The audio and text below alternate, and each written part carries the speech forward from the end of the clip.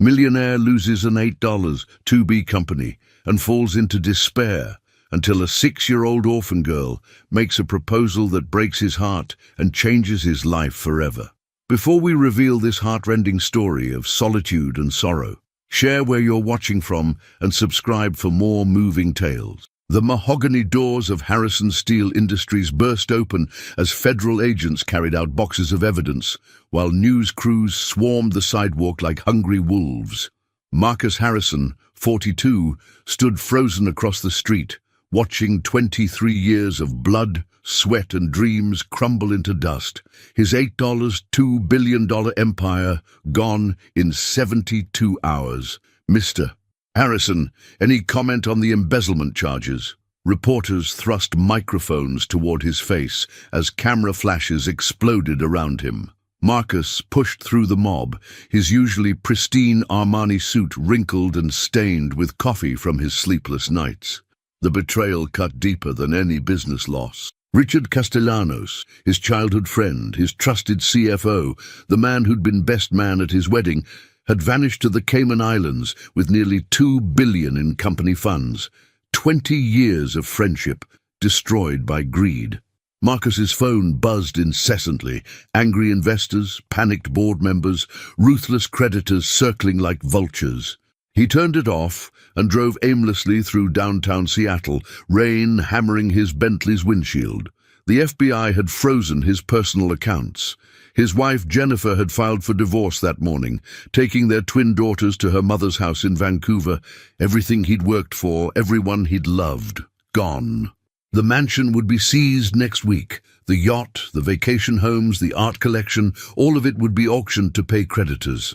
Marcus Harrison, once featured on Forbes's cover as Seattle's Steel King, was now facing bankruptcy and possible prison time. He parked near Pike Place Market, needing air to breathe, space to think. The rain soaked through his expensive jacket as he wandered the narrow alley behind the market, past overflowing dumpsters and puddles reflecting neon signs. That's when he heard it, a soft whimper coming from between two dumpsters. In a soggy cardboard box that once held bananas sat the most heartbreaking sight Marcus had ever seen. A little girl, maybe 6 years old, with matted blonde hair and eyes like precious sapphires. She wore a torn pink dress, 3 sizes too big, and clutched a stuffed rabbit missing an ear. Despite the cold rain soaking through the cardboard, she wasn't crying, just sitting there with a dignity that broke Marcus's heart. When she looked up at him, those innocent blue eyes seemed to see straight through to his soul. "Are you an angel?" she whispered, her voice trembling from cold and hunger. "Mama said angels come when people need them most, and I've been praying really hard." Marcus knelt beside the box, his knees touching the wet pavement. "What's your name, sweetheart?" "Emma Collins," she said softly. "I'm 6 3/4 years old. I've been waiting here for someone special to find me." She tilted her head, studying his face with those impossibly wise eyes. "Are you the man who lost all his money on TV?" The question stunned Marcus. "How do you know about that?" Emma struggled to stand in the cramped box, her tiny frame shaking. "I heard the mean reporters talking about Harrison Steel. They said you lost everything because someone you trusted stole your money." She stepped closer, her small hand reaching toward his. "But I can help you get it all back." "Emma, where are your parents?" Fresh tears mixed with raindrops on her cheeks. "Mama went to heaven last month. She got really sick with cancer. The foster people were mean. They said I was weird because I'm good with numbers. So I ran away." She looked up at him with desperate hope. "If you give me a real home with a bed and food, I promise I'll save your company. I already figured out where your stolen money is hiding." Marcus stared at this extraordinary child, wondering if grief and stress had finally driven him insane. Marcus gently lifted Emma from the cardboard box, shocked at how light she felt, like holding a bird with hollow bones. When was the last time this child had eaten a proper meal? Her tiny body was trembling, whether from cold, hunger, or fear he couldn't tell. "Emma, you're just a little girl. How could you possibly know anything about my company's finances?" She wrapped her thin arms around his neck as he carried her toward his car. "I'm not like other kids, Mr. Marcus. Mama said I was special, that I could see patterns in numbers that grown-ups couldn't see. She called it a gift, but it scared her sometimes. Marcus settled Emma into his Bentley's back seat, cranking up the heat and wrapping her in his jacket. What kind of patterns? Emma's eyes grew bright with excitement. Numbers talk to me. They make shapes and colors and music in my head. When numbers are lying or trying to hide something, they sound all wrong, like when someone sings off key. Despite everything, Marcus found himself smiling. This child's imagination was incredible. And you think you heard something wrong about my company? I saw it on the TV at the library before the mean lady kicked me out, Emma said seriously. The news showed bank transfer numbers when they talked about your friend taking the money, but the numbers were singing a secret song. Marcus felt his smile fade. What kind of song? Emma closed her eyes, as if listening to music only she could hear. The banking code spelled out letters when you put them in the right order. They said, "Remember our promise, old friend?" Over and over again. The words hit Marcus like a physical blow. He and Richard had made a sacred promise when they were 12 years old, blood brothers building a fort in Richard's backyard. They'd sworn to always split everything 50-50, to never let money come between them, to always have each other's backs no matter what. That's impossible, Marcus whispered. No one knew about that promise.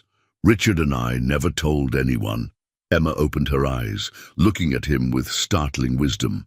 Maybe your friend didn't mean to leave that message. Maybe the numbers just came out that way because he was thinking about you when he moved the money. Marcus started the engine with shaking hands. Emma, even if what you're saying is true, which is impossible, that doesn't help me. Richard still stole everything and disappeared. No, but that's the funny part, Emma said, bouncing slightly in her seat. The number patterns show he didn't really steal the money. He moved it, but he hid it somewhere safe, like he was protecting it from someone else. What do you mean? Emma's voice dropped to a whisper. I think someone bad was coming to steal your company's money, so your friend took it first to keep it safe. But then something happened to him before he could give it back. Marcus pulled over, his heart pounding. Emma, that's actually possible. The FBI said Richard's boat was found empty off the coast of Mexico. They assume he faked his death, but what if he didn't fake it? Emma asked quietly. What if the real bad guys found him? For the first time in 3 days, Marcus felt something besides despair.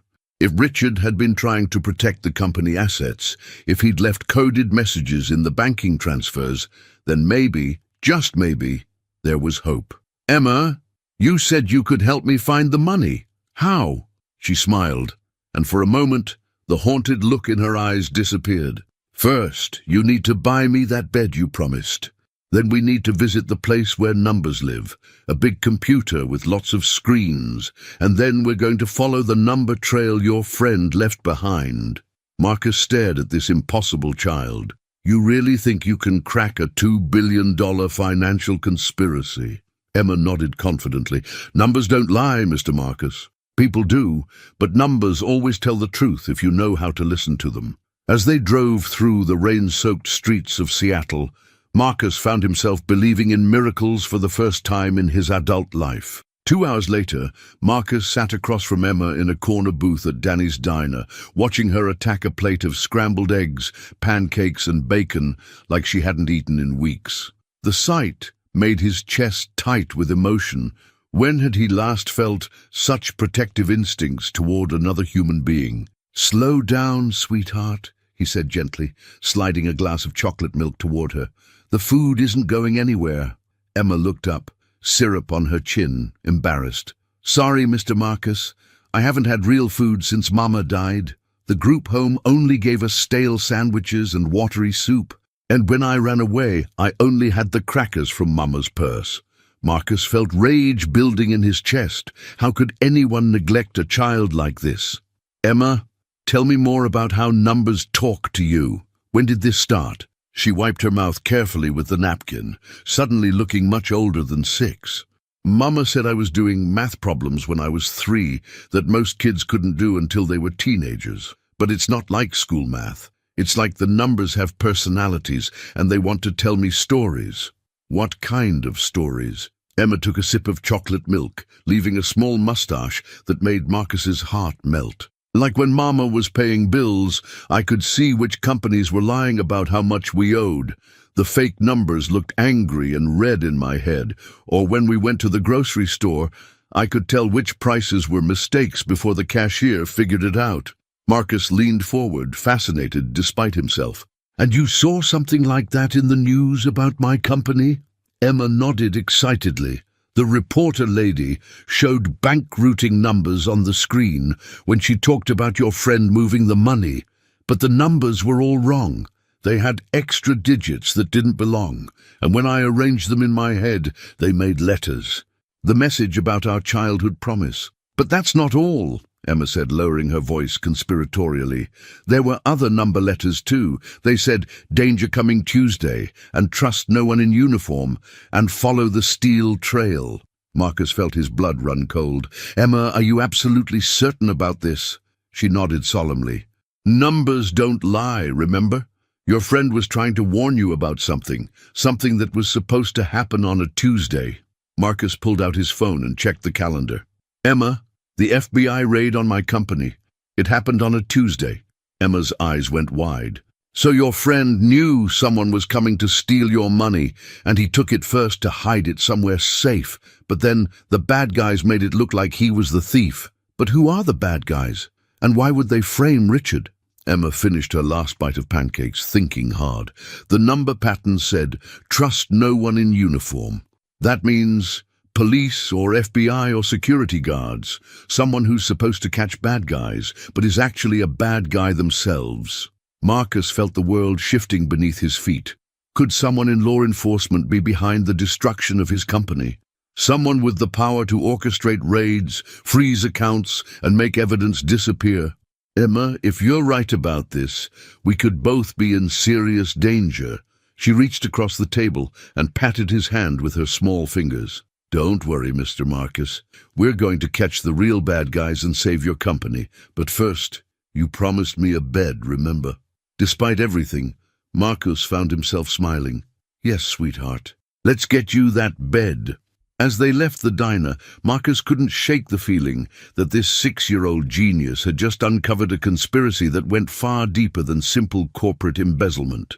But he also felt something he hadn't experienced in days: hope and a fierce determination to protect the extraordinary child who'd literally appeared in his darkest hour, like an answer to prayers he'd forgotten how to say. Marcus drove through the rain-soaked streets toward the upscale Bellevue shopping district, glancing frequently in the rearview mirror at Emma, who sat carefully buckled in the back seat, still clutching her one-eared stuffed rabbit. She'd been quiet since leaving the diner, staring out the window with those penetrating blue eyes that seemed to see far more than any 6-year-old should. "What's your rabbit's name?" Marcus asked, trying to lighten the mood. Emma held up the worn toy. "Mr. Hopscotch. Mama gave him to me when I was born. He lost his ear when the foster family's mean dog tried to eat him." She hugged the rabbit tighter. "But Mr. Hopscotch is brave. He helps me think better when the numbers get too loud in my head." Marcus's heart clenched. "The numbers get loud? Sometimes there are so many number voices talking at once that it hurts my head. Mama used to sing to me when that happened, but now I just hold Mr. Hopscotch and tell him what the numbers are saying. He's a very good listener." They pulled into the parking lot of Children's Palace, an upscale furniture store specializing in kids' rooms. Emma pressed her nose against the window, eyes wide with wonder. "Is this really for me?" she whispered.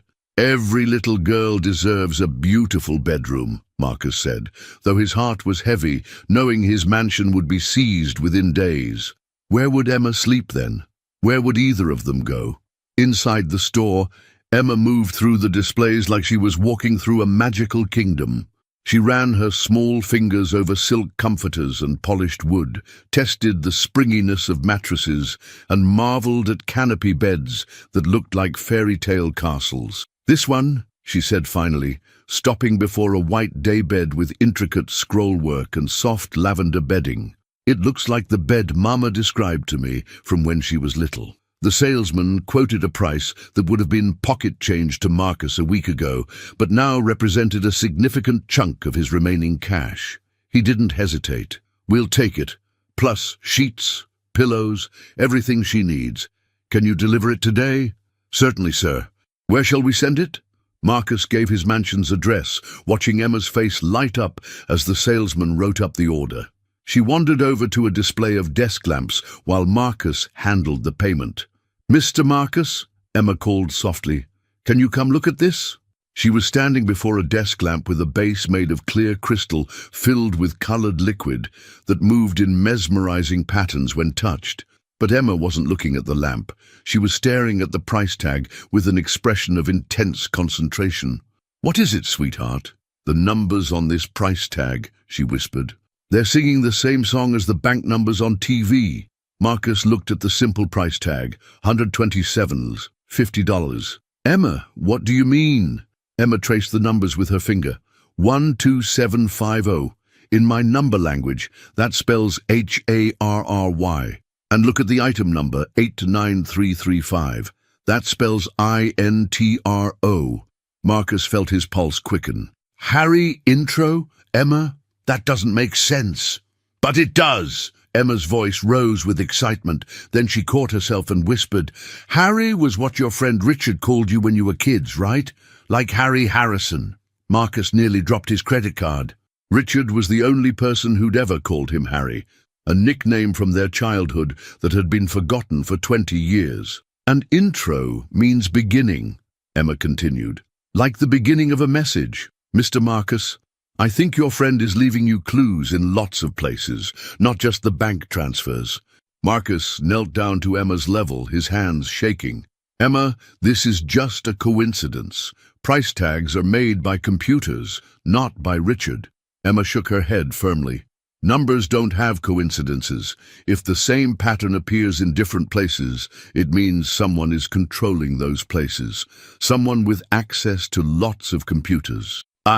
The implications hit Marcus like a tidal wave. If Richard was somehow manipulating price tags in random stores, he'd need incredible access to retail computer systems. That level of access would require either massive hacking skills or inside help, Marcus whispered. Someone with legitimate access to multiple business networks. Emma nodded sagely. "The real bad guy isn't just stealing from your company, Mr. Marcus. They're stealing from lots of companies. And your friend found out, so they had to make him disappear and make you the scapegoat." And as they left the store with promises of same-day delivery, Marcus realized that Emma hadn't just found him in that alley by accident. Somehow, impossibly, Richard had guided her there. His old friend was alive, in hiding, and using a 6-year-old mathematical genius to communicate a desperate message. The question was, would they figure out the message before the real criminals figured out what they knew? Marcus's waterfront mansion looked like something from a fairy tale as they drove through the wrought-iron gates, its Gothic spires and bay windows reflecting the late afternoon sun breaking through Seattle's perpetual clouds. Emma pressed her face against the car window, her breath fogging the glass. "You really live in a castle," she whispered in awe. "Not for much longer," Marcus said bitterly, thinking of the foreclosure notices already filed. "The bank will take it next week."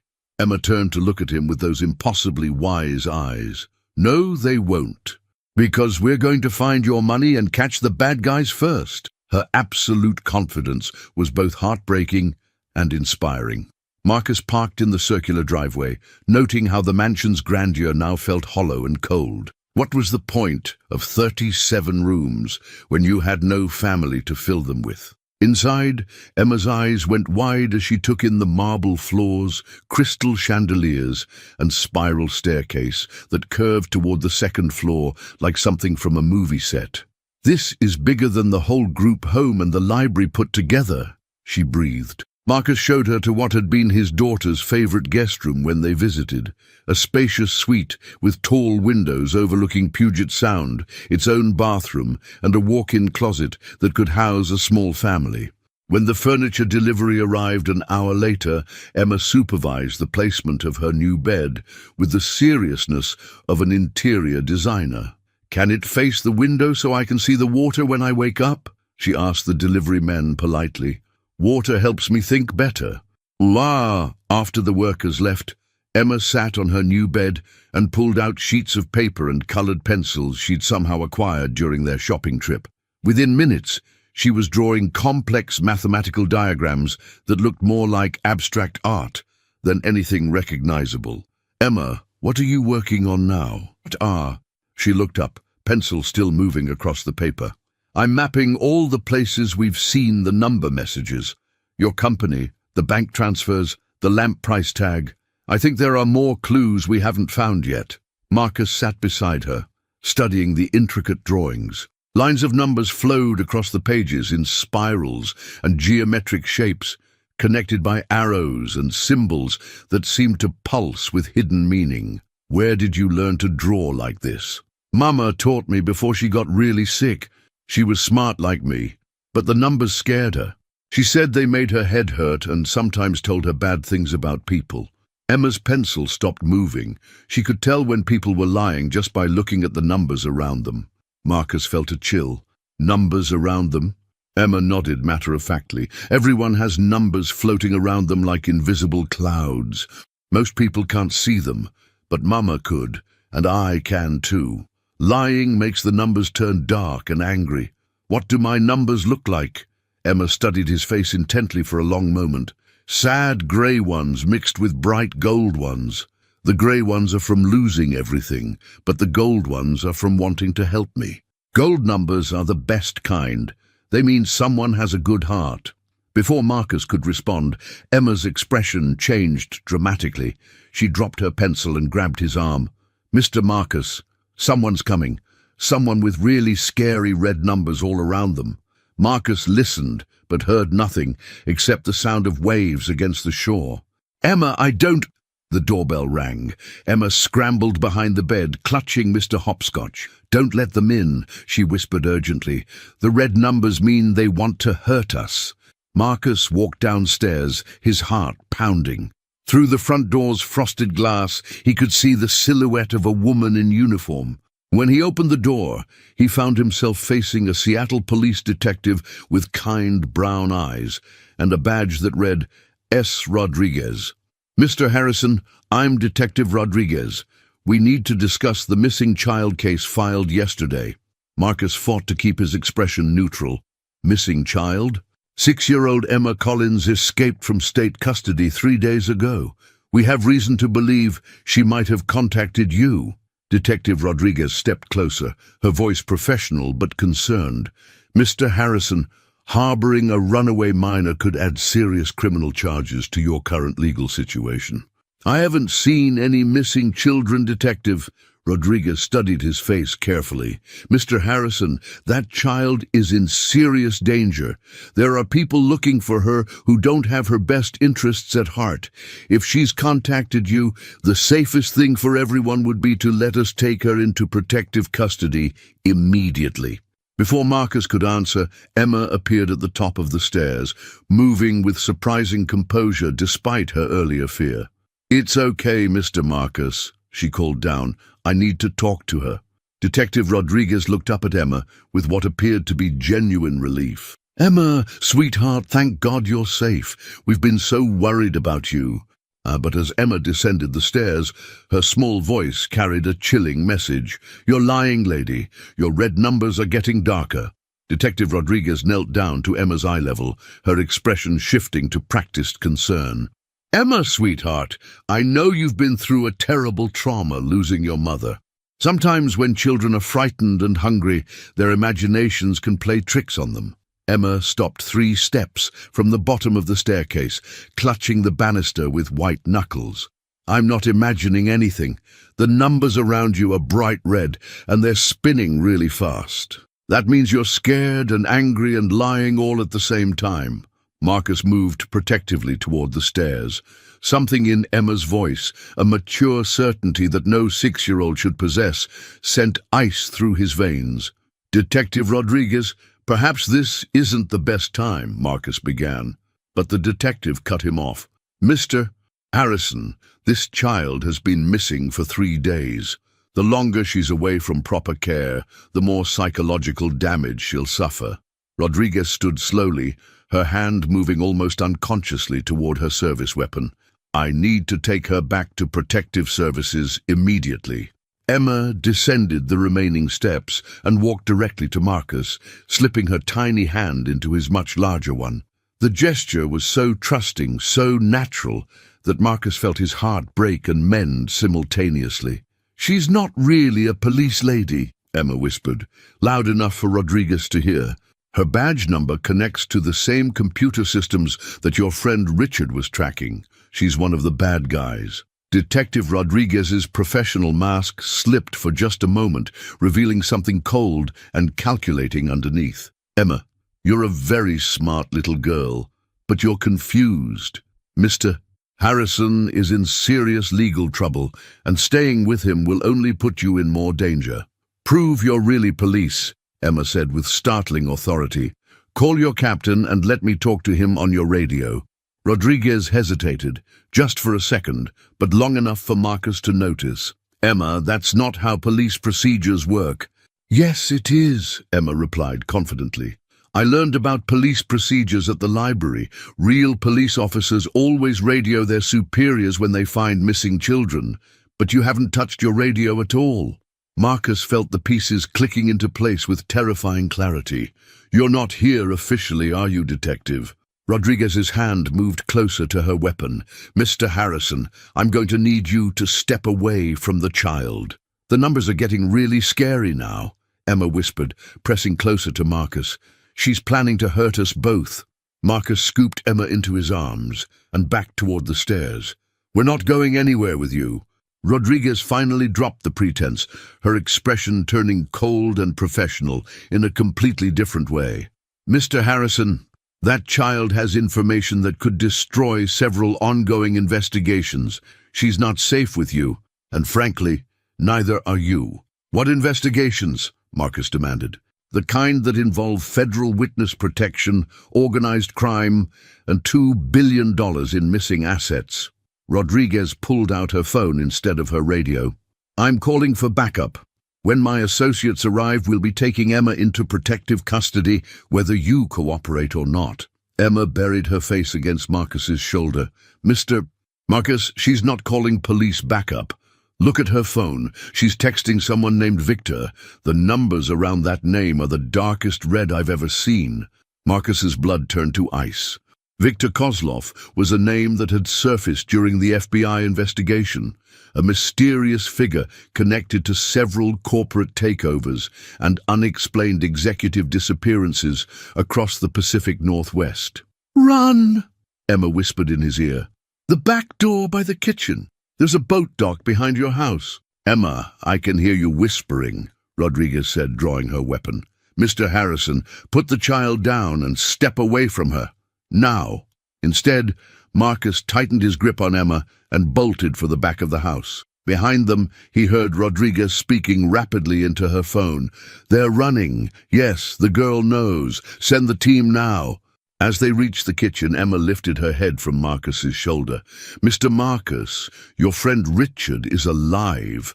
The numbers just told me where he's hiding, but we have to hurry. The bad guys are coming from the water, too." Through the kitchen window, Marcus could see black speedboats approaching his private dock, their engines cutting deadly wakes through the grey waters of Puget Sound.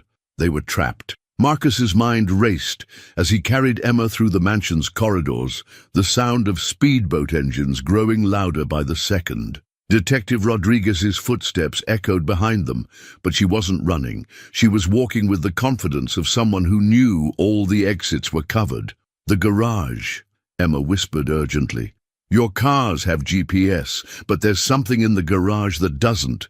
Marcus burst through the door into his 6-car garage, his eyes scanning desperately for an escape route. His collection of luxury vehicles seemed useless now, everyone equipped with tracking systems that would lead their pursuers directly to them. There, Emma pointed to the corner where Marcus's late father's 1967 Mustang sat under a dust cover. Old cars don't have computers. The numbers around it are clean. Marcus set Emma down and yanked off the cover, revealing the pristine cherry-red muscle car that had been his father's pride and joy. He hadn't driven it in years, but the keys still hung on the same hook where his father had left them. The Mustang roared to life on the first try, its V8 engine drowning out the sound of approaching footsteps. Marcus threw the car into reverse just as Rodriguez appeared in the doorway, weapon drawn. "Emma, get down!" Marcus floored the accelerator, tires screaming as they shot backward out of the garage. Rodriguez dove aside as they burst onto the circular driveway. "Turn left at the gate," Emma called from where she crouched on the passenger floor. "There's a service road that the GPS systems don't know about. I saw it on the delivery truck's paper map." Marcus yanked the wheel hard left, the Mustang's rear end sliding on the wet pavement. Behind them, black SUVs were already pouring through his front gate, while speedboats disgorged armed men at his dock. They raced down a narrow gravel path that wound through the forest behind Marcus's property. Tree branches scraped against the car's windows as they bounced over potholes and fallen logs. "Emma, how do you know about this road?" "I memorize every number and line I see," she replied, cautiously lifting her head. "The delivery man's route map showed 3 ways to your house, but only one that doesn't connect to the main highway system. This road leads to an old fishing camp that's been abandoned for 6 years. Marcus marveled at this child's incredible mind, even as his heart hammered with terror. "And you remember all of that from one glance? Numbers and maps are easy. It's people that are hard to understand." Emma climbed onto the passenger seat and buckled herself in. "Except you, Mr. Marcus. Your numbers are getting brighter gold every time you protect me." They emerged from the forest onto a cracked asphalt road that hadn't been maintained in years. Weeds grew through the pavement, and rusted guardrails hung at dangerous angles. "Where exactly are we going, Emma?" "To find your friend Richard. The numbers finally told me where he's been hiding." Emma pulled out one of her mathematical drawings, the paper covered with complex diagrams that seemed to shift and move in Marcus's peripheral vision. All the coded messages connect to GPS coordinates. He's been living in a place where computers can't track him. "Where?" Emma pointed ahead to where the road curved toward the shoreline. "The old Seahawk fishing lodge. It's been closed since the owner died, but it still has electricity and phone lines, perfect for someone who needs to stay hidden but keep working with computers." Marcus felt a surge of hope mixed with desperate fear. If Richard was alive, if he really had been trying to protect the company assets, then everything could still be saved. But first, they had to survive long enough to reach him. In the rearview mirror, black vehicles appeared on the forest road behind them, their headlights cutting through the growing dusk like angry eyes. "They're following us," Marcus said. Emma turned to look, her small face deadly serious. "Drive faster, Mr. Marcus. The red numbers around those cars are getting bigger. They're not planning to capture us anymore." "What do you mean?" "They're planning to make us disappear forever." The abandoned Seahawk fishing lodge materialized out of the mist like a ghost ship, its weathered cedar shingles and broken dock pilings testament to years of neglect. Marcus parked the Mustang behind a collapsed boathouse, hoping the structure would hide them from their pursuers. "Are you sure Richard's here?" Marcus whispered as they approached the main building. Every window was dark, and the only sound was waves lapping against the rocky shore. Emma nodded confidently. "The computer numbers are singing their strongest song here. He's inside, but he's scared. His numbers are all jittery and yellow." They climbed the lodge's sagging front steps, avoiding rotted boards that looked ready to collapse. Marcus tried the door, locked, but the wood frame was so old that a firm shoulder pushed it open with a sharp crack. Inside, the lodge was a museum of maritime nostalgia. Mounted fish on the walls, nautical charts yellowed with age, and furniture covered in dust sheets. But in the back room, they found signs of recent habitation, empty food containers, a sleeping bag, and most tellingly, multiple computer monitors glowing in the darkness. "Richard," Marcus called softly. A figure emerged from behind a bank of servers, and Marcus's heart nearly stopped. His childhood friend looked like he'd aged a decade in 3 weeks. Richard Castellanos was thinner, unshaven, and his eyes held the haunted look of a man who'd seen too much. "Marcus, my God, what are you doing here?" Richard rushed forward, then stopped short when he saw Emma. "Who's the child?" "This is Emma Collins," Marcus said. "Richard, she's the one who figured out your coded messages. She led me to you." Richard knelt down to Emma's level, studying her with amazement. "You're the little girl who cracked my banking algorithms? That's impossible. Those codes required graduate-level mathematics." Emma tilted her head, examining Richard with those penetrating blue eyes. "Your numbers are getting calmer now that Mr. Marcus is here. You've been really worried about him." Richard looked at Marcus in bewilderment. "What is she talking about?" "It's complicated," Marcus said. "Richard, everyone thinks you embezzled $2 billion from the company. The FBI, the media, my wife, they all believe you betrayed me." Richard's face crumpled with anguish. "Marcus, I'm so sorry. I never meant for you to take the blame. I was trying to save the company, but everything went wrong." "Emma said you were protecting the money from someone else." "Who?" Richard gestured toward his computer setup. "Viktor Kozlov and his organization. They've been systematically infiltrating and destroying major corporations across the Northwest. Harrison Steel was next on their list." "How do you know?" "Because I was recruited to help them."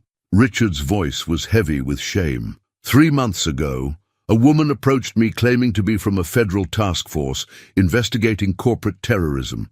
She showed me evidence that Harrison Steel was about to be targeted and asked me to help set up a sting operation. Marcus felt sick. "Detective Rodriguez, you know her?" Richard's eyes widened in alarm. "Marcus, she's not really law enforcement. She's Kozlov's lieutenant. When I figured out the truth, I realized the only way to protect our assets was to move them before the raid happened." Emma tugged on Richard's sleeve. "Where did you hide the money?" Richard smiled despite their desperate situation. "Smart question, little one. It's in 12 different accounts across 3 countries, all protected by quantum encryption that even I can't break without the right mathematical key." "What kind of key?" Emma asked, her eyes bright with interest.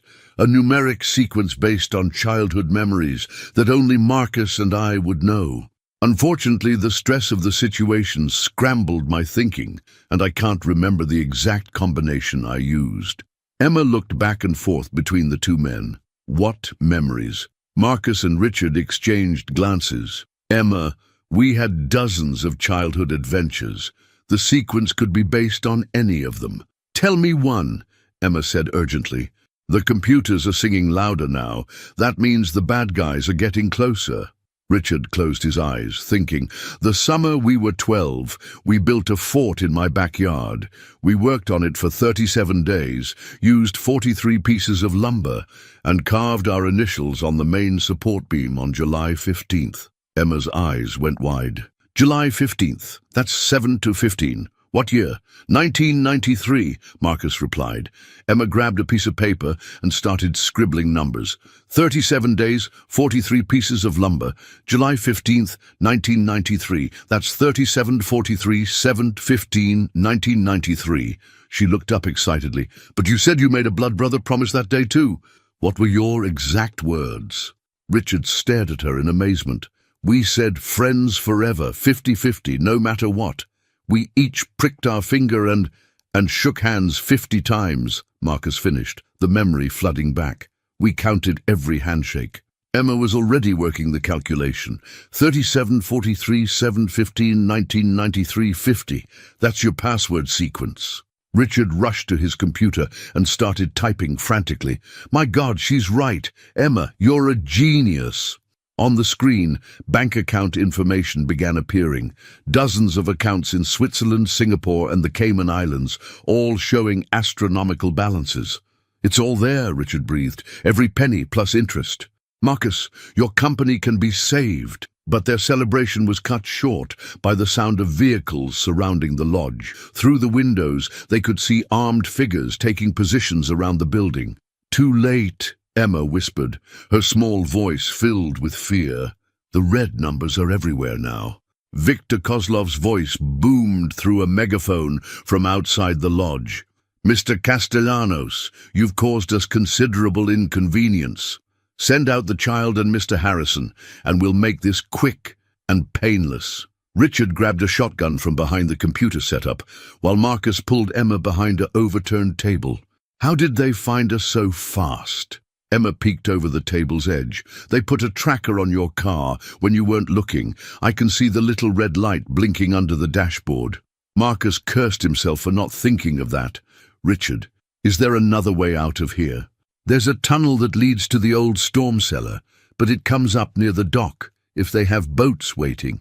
They do, Emma said matter-of-factly. 3 speedboats with 6 men each. But they don't know about the tunnel yet. Their number patterns show they think we're trapped. Richard was frantically typing commands into his computer. I'm transferring all the account information to a secure server. Even if they get the passwords, the money will be locked down tight. How long do you need? Marcus asked. 5 minutes for the transfers, then another 2 to wipe the local drives. A spotlight blazed through the lodge's front windows, and Kozlov's voice returned. You have 60 seconds to surrender before we come in shooting. Emma suddenly stood up, her small figure silhouetted against the harsh light. I have an idea, but you have to trust me. Emma, get down! Marcus lunged for her, but she stepped away. The bad guys want me because they think I know all your friends' passwords, right? Emma's voice was remarkably calm for a 6-year-old facing armed criminals. But what if I made them think I forgot everything because I got scared? Richard looked up from his computer. What do you mean? Little kids are supposed to cry and be helpless when they're scared. What if I act like a normal scared kid instead of a smart one? Emma picked up Mr. Hopscotch and deliberately messed up her hair. I'll go outside crying and confused, and while they're trying to figure out if I really forgot everything, you finish with the computers. Marcus felt his heart breaking. Emma, I won't let you sacrifice yourself for... I'm not sacrificing myself, Emma interrupted with a small smile. I'm being smart. Watch my numbers, Mr. Marcus. When they turn bright white, that means I'm ready for you to come save me. Before either man could stop her, Emma walked toward the front door, clutching her stuffed rabbit and working herself into convincing sobs. Please don't hurt me, she wailed, her voice carrying clearly through the lodge. I want my mama. I don't know anything about computers. Duty. Marcus watched through the window as Emma stumbled out onto the front porch, tears streaming down her face, looking every inch the terrified child she was supposed to be. Several armed men approached cautiously, and Marcus could see Rodriguez talking rapidly into a phone. She's buying us time, Richard whispered, his fingers flying over the keyboard. Transfer complete. Starting the data wipe now. Outside, they could hear Rodriguez questioning Emma. Where are the men, sweetie? Are they still inside? Emma's response was perfect. The mean man with the beard was yelling at the computer, but I got scared and ran away. I don't like loud noises. They hurt my ears. What about the passwords, Emma? Did they tell you any number sequences? I don't know, Emma wailed convincingly. I just want to go home. I want my mama. Richard's computer screens went dark one by one as the data wipe completed. Done. Even if they torture me, I can't give them what no longer exists. Marcus watched Emma through the window, marveling at her performance, while his heart ached with protective fury. This brave little girl was risking everything to save them, and he'd be damned if he'd let her down. Richard, when I say go, head for that tunnel. I'm going to create a distraction. Marcus, what are you planning? Marcus picked up a kerosene lantern from the lodge's emergency supplies. Something stupid and heroic that will either save us all or get us killed. Outside, Emma suddenly stopped crying and looked directly at the lodge's front window. Even from a distance, Marcus could see her numbers shifting to brilliant white. Now, Richard, run! Marcus lit the lantern and hurled it at the lodge's main support beam, where decades of old wood and dust would turn the building into an inferno within minutes. As flames began to spread, he sprinted for the back door. Behind him, the Seahawk fishing lodge began to burn like a Viking funeral pyre, and somewhere in that chaos, a 6-year-old genius was about to prove that the smallest heroes often cast the longest shadows. The explosion that followed Marcus's kerosene lantern turned the night sky orange and sent Kozlov's men scrambling for cover. In the chaos, Marcus burst through the lodge's back door and circled toward where Emma was being held near the front vehicles. The heat from the burning lodge was intense, and smoke billowed across the clearing, providing perfect cover. Marcus could hear Kozlov shouting orders in accented English while his men tried to regroup. "Forget the building. Secure the child and Castellanos." But Richard was already long gone through the tunnel, and Emma was proving to be far more complicated than they'd anticipated. Marcus crept closer, hiding behind an abandoned truck, and watched the most extraordinary performance of his life. Emma had not only maintained her act as a scared, confused child, she'd somehow convinced Rodriguez that she was having some kind of breakdown. She sat on the ground, rocking back and forth while clutching Mr. Hopscotch, mumbling what sounded like nonsense.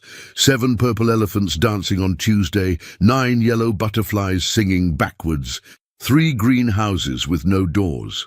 Emma's voice was small and confused, nothing like the brilliant child who'd been solving complex mathematical problems an hour earlier. Rodriguez knelt beside her, frustration evident in her voice.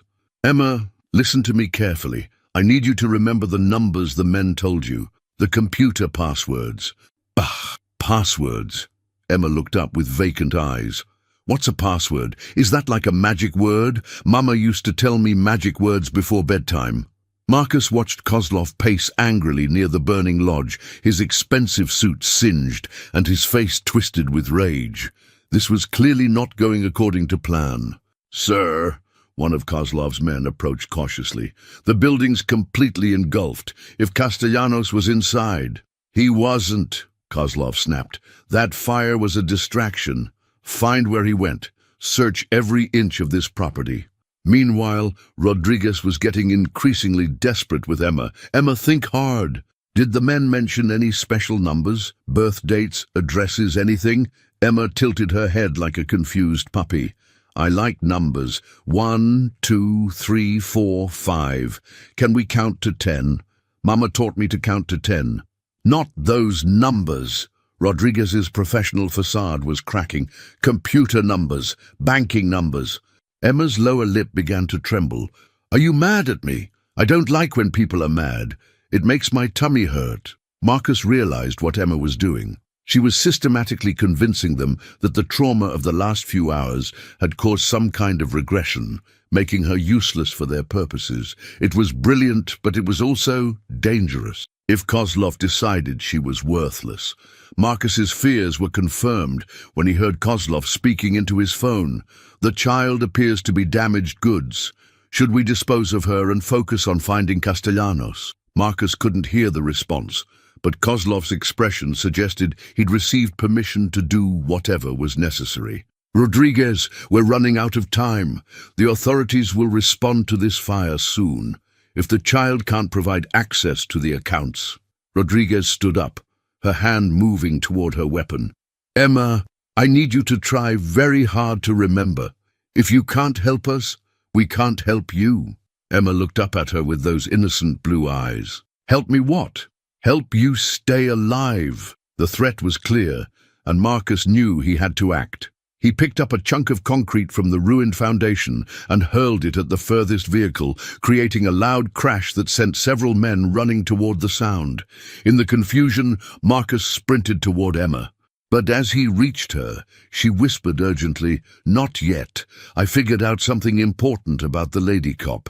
Give me 30 more seconds." Rodriguez had drawn her weapon, but was looking toward the distraction Marcus had created. "Sir, we may have movement near the perimeter."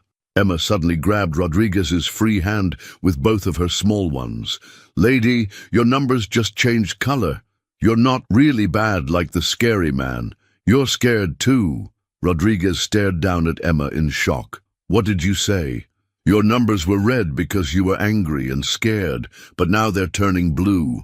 Blue numbers mean someone's being forced to do bad things, but doesn't want to. Emma's voice was no longer confused. It was clear and confident. He has someone you love, doesn't he? Rodriguez's weapon wavered, and for the first time since this nightmare began, Marcus saw genuine emotion in her eyes. How could you possibly... Rodriguez's voice cracked. Emma, how do you know that? Because blue numbers don't lie, Emma said softly, and because my mama had blue numbers too when the bad men from the hospital made her sign papers she didn't want to sign. Rodriguez glanced nervously at Kozlov, who was still directing the search for Richard. Then she looked back down at Emma with something that might have been hope. Emma, if I help you and Mr. Marcus get away, can you really see where my daughter is? Marcus's breath caught. Rodriguez had a daughter being held hostage. Emma nodded solemnly. I can see number trails for everyone. Your little girl is somewhere with lots of concrete and metal, somewhere that used to hold boats but doesn't anymore. The old shipyard, Rodriguez whispered. Emma, you have to promise me. If I get you out of here, you'll help me find her. I promise, Emma said, but we have to go right now. The scary man's numbers just turned black. That means he's done waiting. As if summoned by Emma's words, Kozlov's voice cut through the night. Rodriguez, enough games.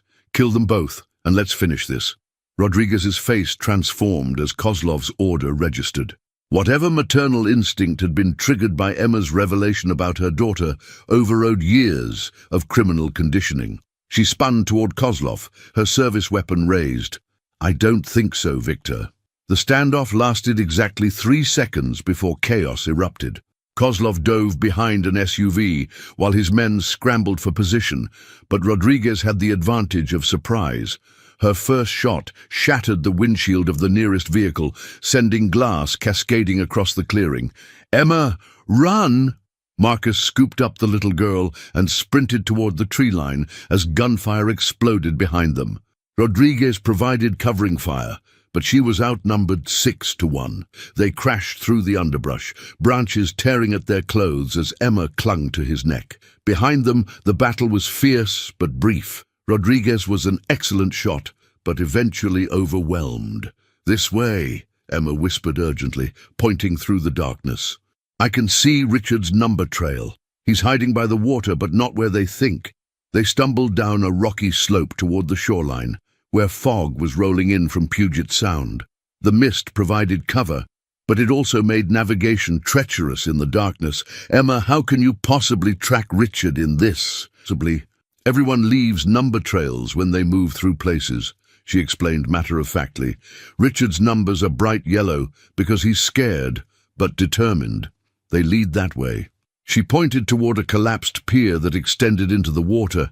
They found Richard crouched beneath the broken dock structure, laptop balanced on a piece of driftwood as he worked frantically in the dim glow of the screen. Marcus, thank God you're alive! Where's Detective Rodriguez? She turned against Kozlov to protect her daughter, but they outnumbered her. Marcus set Emma down carefully.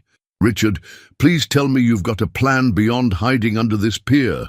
Richard's fingers flew across the keyboard. Better than that. I've been transferring the Harrison Steel assets back to legitimate accounts, but with a twist. Every transaction is being copied to FBI Financial Crimes Division and the Seattle Times business desk. What does that mean? It means in about 10 minutes, the real story of Kozlov's corporate conspiracy goes public simultaneously with the return of your company's money. Even if they kill us, the truth will be exposed.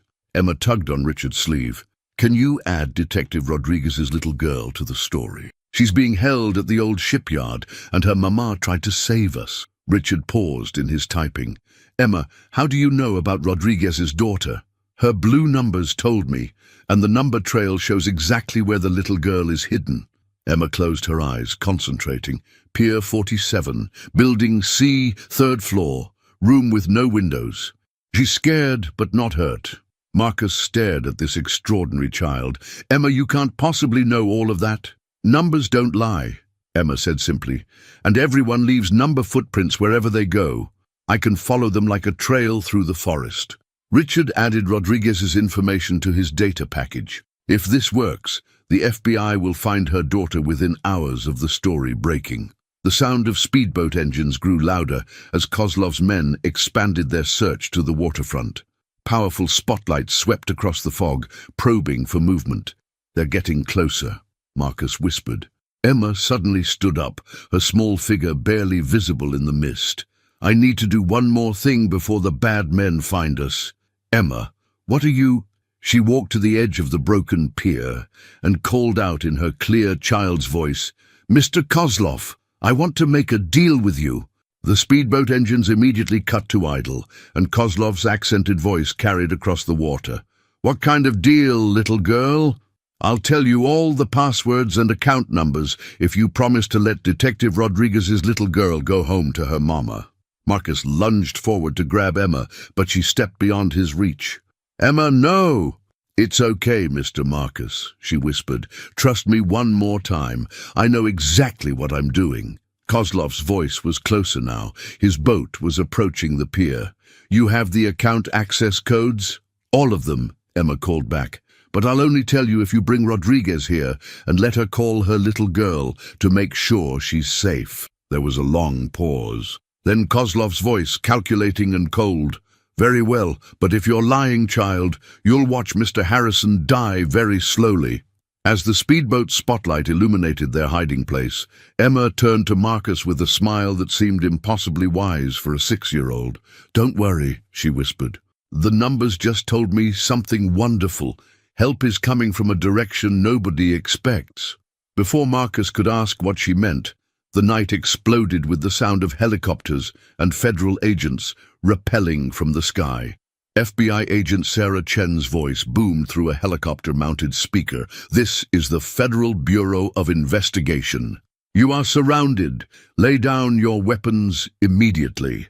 The cavalry had arrived in spectacular fashion, 3 helicopters descending through the fog, while federal agents fast-roped onto the pier and shoreline. Kozlov's speedboats found themselves trapped between the rocky shore and Coast Guard cutters, emerging from the mist like vengeful ghosts.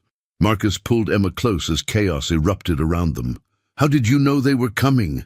Emma grinned up at him, her blue eyes sparkling with mischief. "Mr. Richards' computer program didn't just send information to the FBI, it sent our exact location too. Plus, I've been counting the number patterns of helicopter engines for the last 5 minutes. They were flying in a search grid, getting closer and closer." Agent Chen approached their position, weapon drawn but pointed safely downward. "Mr. Harrison, I'm Agent Chen. Are you and the child injured?" "We're fine, but Detective Rodriguez was shot protecting us, and there's something Emma needs to tell you about Rodriguez's daughter." Emma stepped forward with startling confidence. "Agent Chen, Detective Rodriguez's little girl is being held at Pier 47, Building C, 3rd floor, in a room with no windows. Her name is Sophia, and she's 8 years old with dark hair and a pink backpack." Agent Chen spoke rapidly into her radio, coordinating with other teams. Within minutes, they received confirmation. Sophia Rodriguez had been found exactly where Emma described, frightened but unharmed. The arrests happened swiftly after that. Kozlov was pulled from his speedboat in handcuffs, his expensive suit soaked with seawater, and his arrogant expression replaced by the grim realization that his empire was crumbling. His men surrendered without further resistance once they realized they were vastly outnumbered. Detective Rodriguez, wounded but alive, was airlifted to Seattle General Hospital. Before the medical helicopter departed, she managed to grab Emma's hand. "Thank you," she whispered, tears streaming down her face. "You saved my little girl." Emma squeezed back with her tiny fingers.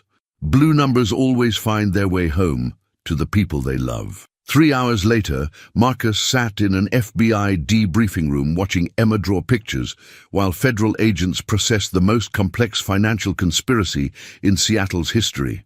Richard's data dump had exposed not just Kozlov's organization, but a network of corrupted officials, laundered money, and corporate takeovers spanning the entire Pacific Northwest. "Mr. Harrison," Agent Chen approached with a stack of documents. "I have some good news. All of Harrison Steele's assets have been recovered and returned to legitimate accounts. Your company is solvent again, and all criminal charges against you have been dropped." Marcus felt tears of relief threatening, but his attention was focused on Emma. "Agent Chen, what happens to her now?" "That's complicated. She has no living relatives, and given her extraordinary abilities, there are several government agencies that would very much like to—" "No," Marcus's voice was firm. "She's not going to be some government asset. She's a little girl who needs a family." Emma looked up from her drawing, having heard every word. "Mr. Marcus, do you want to be my family?" The question hung in the air, like a prayer waiting to be answered. Marcus knelt down beside her chair, his heart full of emotions he couldn't name. "Emma, sweetheart, I would be honored to be your family, but are you sure? I lost my own daughters because I worked too much, because I didn't know how to put family first." Emma set down her crayons and placed her small hands on either side of his face, studying him with those impossibly wise eyes. "Your numbers are pure gold now, Mr. Marcus. Gold numbers mean someone's heart is in the right place. Besides," she grinned, "you promised me a bed, remember? And I really like my new room with the view of the water." 6 months later, Marcus Harrison stood in the living room of a smaller, warmer house overlooking Elliott Bay, watching Emma show her mathematical drawings to her new tutor, a kind woman who understood that genius children needed special care and infinite patience. Harrison's steel industries was thriving again, but Marcus had restructured his life completely. He worked reasonable hours, took weekends off, and never missed Emma's bedtime stories. His ex-wife Jennifer had even brought the twins for dinner twice, cautiously rebuilding their relationship as she saw how fatherhood had transformed him. "Daddy Marcus," Emma called from her desk by the window, "I'm working on a new number pattern. Want to see?" Marcus walked over to find her drawing something that looked like a family tree but made entirely of numbers and mathematical symbols. At the top were 2 large golden numbers labeled MM and EC, with smaller numbers branching out below. "What's this one for, sweetheart?" Emma looked up at him with that radiant smile that never failed to melt his heart. "It's a happiness equation. I'm calculating how much our family grows bigger every day." Marcus kissed the top of her blonde head, marveling at the miracle that had led this extraordinary child into his life during his darkest hour. "And what's the answer to the equation?" Emma pointed to a large infinity symbol at the bottom of the page. "This much, Daddy Marcus, this much forever and ever." Outside, the Seattle skyline glittered in the afternoon sun, and somewhere in the numbers dancing through the air around them, Marcus could almost hear the music Emma described, the beautiful, complex symphony of a life transformed by love, second chances, and the unshakable faith of a little girl who saw good in everyone's numbers, especially his.